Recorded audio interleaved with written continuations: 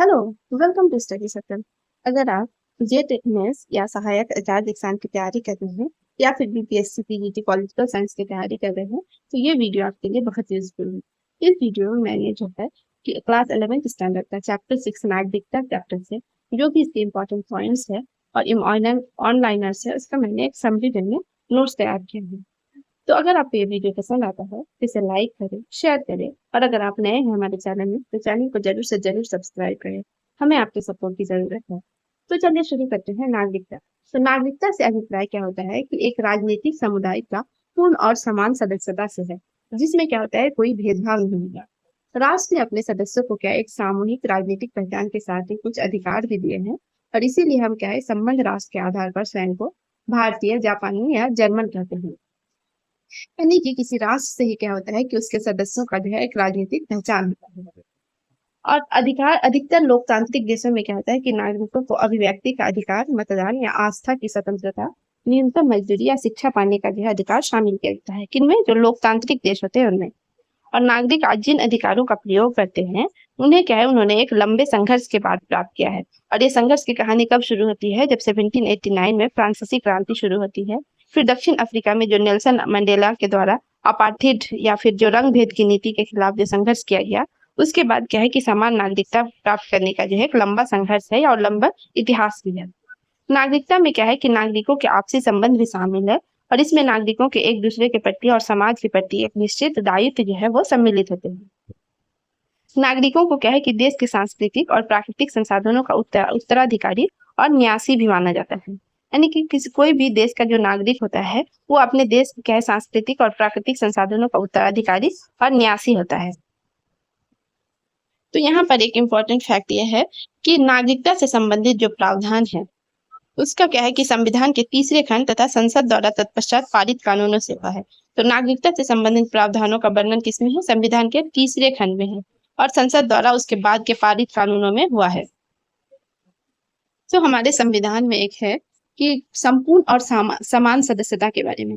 तो संपूर्ण और समान सदस्यता का जो अभिप्राय है कि नागरिकों को देश में जहाँ चाहे रहने, पढ़ने, काम करने का जो है समान अधिकार व अवसर मिलना तथा सभी अमीर गरीब नागरिकों को क्या है कि कुछ मूलभूत अधिकार एवं सुविधाएं प्राप्त होना ही क्या है कि हमारे नागरिकों का अधिकार है। तो इनमें सबसे पहले जो हम प्रवासी की बात करते हैं तो काम की तलाश में जब लोग एक शहर से दूसरे शहर तथा देश के क्या है कि एक देश से दूसरे देश की ओर जाते हैं तब ये क्या कहते हैं? प्रवासी कहलाते हैं। मतलब इमिग्रेंट्स जो होते हैं इंग्लिश में वो कहलाते हैं। वही निर्धन प्रवासियों का क्या है कि अपने अपने क्षेत्र में उस प्रकार स्वागत नहीं होता जिस प्रकार कुशल और दौलतमंद प्रवासियों का होता है। और ये बहुत फैक्ट है। और प्रतिवाद या विरोध का अधिकार जो है हमारे संविधान में नागरिकों के लिए सुनिश्चित की गई है, जो कि अभिव्यक्ति की स्वतंत्रता का क्या है कि एक बहुत इंपॉर्टेंट पहलू है। बशर्ते इससे क्या है दूसरे लोग या राज्य या जीवन और संपत्ति को क्षति नहीं पहुंचनी चाहिए। यानी कि हम किसी भी बात का जो है अगर हम अपने एज ए नागरिक देश में रह रहे हैं तो अगर हमारे वो हक में नहीं है तो हम उसका प्रतिवाद या विरोध करते हैं, लेकिन उसके लिए एक कंडीशन है कि इससे क्या है कि दूसरे लोगों या राज्य के जीवन और संपत्ति की क्षति नहीं पहुंचनी चाहिए। प्रतिवाद के तरीकों के बारे में भी हमारे संविधान में मेंशन है कि क्या है नागरिक समूह बनाकर प्रदर्शन करके या मीडिया का इस्तेमाल कर राजनीतिक दलों से अपील कर या अदालत में जाकर जनमत और सरकारी नीतियों को परखने और प्रभावित करने के लिए वो स्वतंत्र है। और समान अधिकारों की बात करें तो शहरों में क्या है कि अधिक संख्या में झोपड़पट्टियों और अवैध कब्जे की भूमि पर बसे लोगों की हैं और ये लोग क्या है हमारे बहुत काम के हैं। इनके बिना एक दिन भी जो है हमारा गुजारा नहीं हो सकता। जैसे सफाई कर्मी, फेरी वाले, घरेलू नौकर, नल ठीक करने वाले, ये सब जो लोग होते हैं इनके बारे में बात की गई है। तो सरकार क्या है स्वयं सेवी संगठन भी मतलब स्वयं सेवी संगठन मतलब जो एनजीओ होते हैं इन लोगों के प्रति जो है वो जागरूक हो रहे हैं। और सन 2004 में एक राष्ट्रीय नीति बनाई गई जिससे क्या है लाखों फुटपाथी दुकानदारों को स्वतंत्र कारोबार चलाने का जो है बल प्राप्त हुआ। इसी प्रकार एक और वर्ग है जिसको नजरअंदाज नहीं किया जा सकता है, वो है आदिवासी और वनवासी समूह। तो ये लोग अपने निर्वाह के लिए जंगल और दूसरे प्राकृतिक संसाधनों पर जो है निर्भर रहते हैं।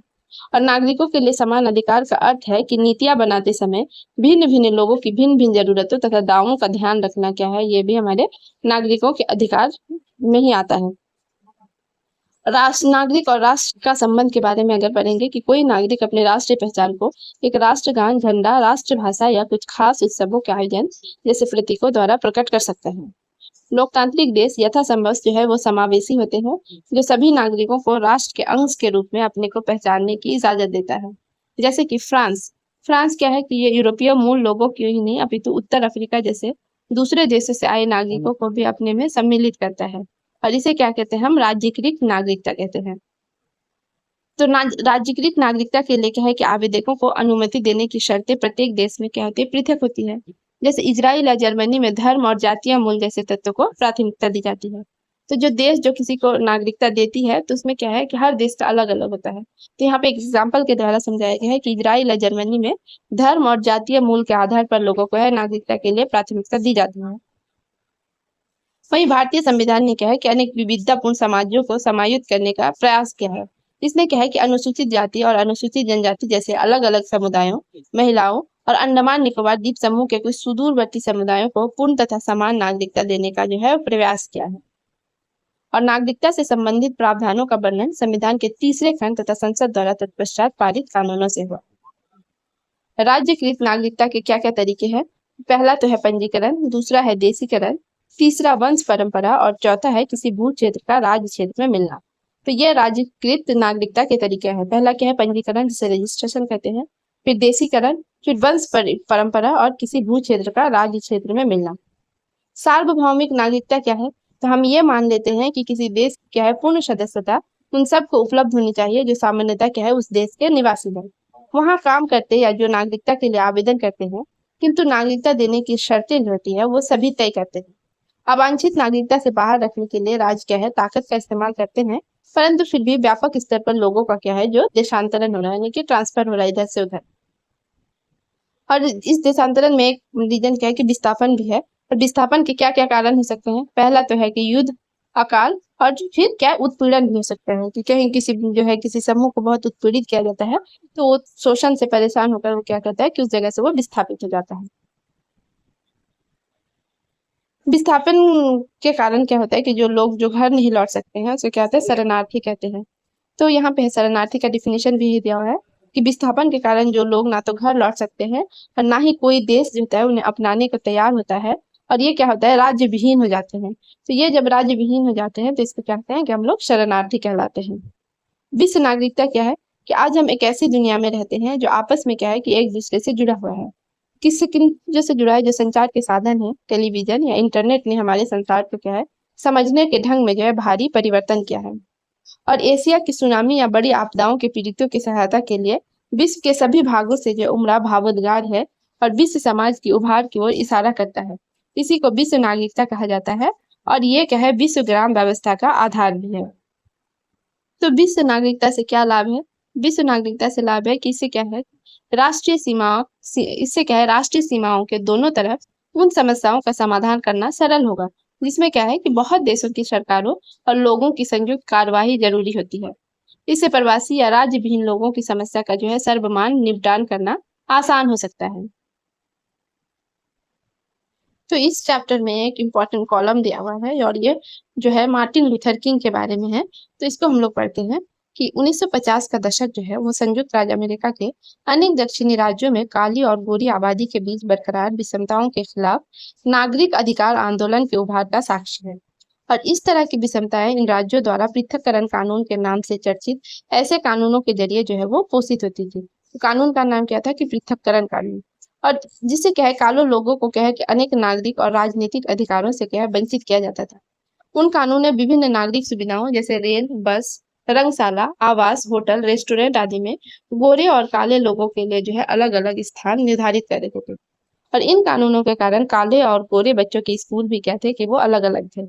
इन कानूनों के खिलाफ हुए आंदोलन में जो मार्टिन लूथर किंग जूनियर थे वो अग्रणी काले नेता थे। उन्होंने इनके खिलाफ अनेक अकाट्य तर्क दिए। तो उन्होंने क्या कि सबसे पहला जो तर्क दिया था वो था आत्मगौरव और आत्मसम्मान का, यानी कि सेल्फ रेस्पेक्ट था। तो सेल्फ रेस्पेक्ट के मामले में विश्व की हर जाति या वर्ण जो है जाति या वर्ण का मनुष्य बराबर है। और दूसरा जो था उन्होंने तर्क दिया था कि पृथक्करण राजनीति के चेहरे पर सामाजिक कोड की तरह है, और क्योंकि ये उन लोगों के गहरे मनोवैज्ञानिक को जख्म देता है जो ऐसे कानूनों के शिकार है। किंग ने ये दलील दिया कि पृथक्करण की प्रथा गोरे समुदाय के जीवन की गुणवत्ता भी क्या करती है, कम करती है। वे इसे उदाहरणों से स्पष्ट करते हैं। गोरे समुदाय ने क्या अदालत के निर्देशानुसार कुछ सामुदायिक उद्यानों में काले लोगों की प्रवेश की इजाजत देने के बजाय उन्हें बंद करने का फैसला लिया। इसी तरह कुछ बेसबॉल टीमें जो है वो टूट गई क्योंकि अधिकारी जो है कि काले खिलाड़ियों को स्वीकार करना नहीं चाहते थे। तीसरा क्या था कि पृथक्करण कानून लोगों के बीच जो है वो कृत्रिम सीमाएं जो है वो खींचते हैं और उन्हें देश के व्यापक हित के लिए एक दूसरे का सहयोग करने से रोकते हैं। और इन्हीं कानूनों से किंग ने बहस छेड़ी कि उन कानूनों को खत्म कर दिया जाना चाहिए। उन्होंने पृथक्करण कानूनों के खिलाफ क्या है शांतिपूर्ण और अहिंसक प्रतिरोध का आह्वान किया। उन्होंने अपने एक भाषण में कहा कि हमें अपने रचनात्मक प्रतिरोध को कभी शारीरिक हिंसा में ढाल कर जो है पतन का शिकार नहीं होने देना चाहिए। तो एक कोट है और ये किसने दिया था? मार्टिन लूथर किंग जूनियर ने दिया था कि हमें अपने रचनात्मक प्रतिरोध को कभी भी शारीरिक हिंसा में डालकर पतन का शिकार नहीं होने देना चाहिए। यहाँ जो है एक और कॉलम है जो नागरिकता, समानता और अधिकार के बारे में है। तो नागरिकता क्या है? महज एक कानूनी अवधारणा नहीं है। इसका समानता और अधिकारों के व्यापक उद्देश्यों से भी क्या है कि घनिष्ठ संबंध है। और इस संबंध का सर्वसम्मत सूत्रीकरण अंग्रेज समाजशास्त्री टी.एच. मार्शल, उनका टाइम पीरियड क्या था? 1893 से 1981 था। तो उन्होंने किया है, क्या है वो कौन थे? अंग्रेज समाजशास्त्री टी.एच. मार्शल। उन्होंने क्या किया कि अपनी पुस्तक नागरिकता और सामाजिक वर्ग जो कि 1950 में पब्लिश हुई थी, उसमें क्या है मार्शल ने नागरिकता को किसी समुदाय के पूर्ण सदस्यों को प्रदत्त प्रतिष्ठा के रूप में परिभाषित किया है। और इस प्रतिष्ठा को ग्रहण करने वाले सभी लोग प्रतिष्ठा में अंतर्भूत अधिकारों और कर्तव्यों के मामले में बराबर होते हैं। नागरिकता की क्या है कि मार्शल द्वारा प्रदत्त केंद्रीय धारणा में मूल संकल्पना जो थी वो समानता की है और इसमें दो बातें अंतर्निहित है। तो क्या क्या है? पहली की प्रदत्त अधिकारों और कर्तव्यों की गुणवत्ता बढ़े और दूसरों की क्या है कि उन लोगों की संख्या बढ़े जिन्हें वे दिए गए हैं। मार्शल नागरिकता में 3 प्रकार के अधिकारों को जो है शामिल मानते हैं। इसमें क्या है? नागरिक, राजनीतिक और सामाजिक अधिकार जो है शामिल है। नागरिक अधिकार क्या है कि व्यक्ति के जीवन, आजादी और जायदाद की हिफाजत करते हैं। राजनीतिक अधिकार व्यक्ति को शासन प्रक्रिया में सहभागी बनने की शक्ति प्रदान करती है। वहीं सामाजिक अधिकार क्या होता है कि व्यक्ति के लिए शिक्षा और रोजगार को सुलभ बनाते हैं। कुल मिलाकर ये अधिकार जो है वो नागरिक के लिए इज्जत के साथ जीवन बसर करना वो संभव बनाते हैं। मार्शल ने सामाजिक वर्ग को असमानता की व्यवस्था के रूप में चिन्हित किया और नागरिकता वर्ग जो है वो पदानुक्रम के विभाजक परिणामों का प्रतिकार कर समानता सुनिश्चित करती है। इस प्रकार ये बेहतर सुबद्ध समरस जो समाज है उसकी रचना को सुसाध्य बनाता है। तो मार्शल का सामाजिक वर्ग को क्या है कि असमानता की व्यवस्था के रूप में चिन्हित किया। ये बहुत इंपॉर्टेंट है। तो ये जो है इस चैप्टर की जो मैंने जो भी इम्पोर्टेंट ऑनलाइनर्स है और डिफिनेशन है, चैप्टर का समरी है और जो भी इम्पोर्टेंट कॉलम्स है उसको मैंने इस वीडियो में लिया है। अगर आपको ये वीडियो पसंद आता है तो क्या है चैनल को जरूर से जरूर सब्सक्राइब करें, वीडियो को लाइक करें, दोस्तों में शेयर करें और अपना जो सुझाव है वो कमेंट बॉक्स में जरूर लिखें। वीडियो देखने के लिए आपका बहुत बहुत धन्यवाद।